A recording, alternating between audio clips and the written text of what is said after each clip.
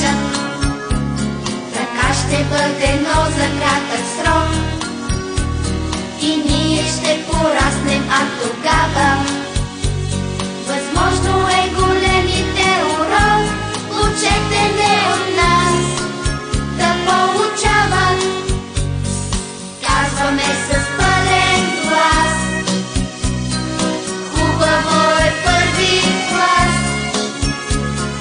Всяко нещо най-прекрасно се нарича първокласно.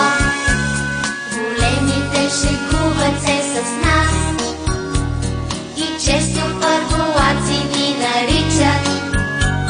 С насмешка казват: тези в първи клас не могат да четат, а само сричат.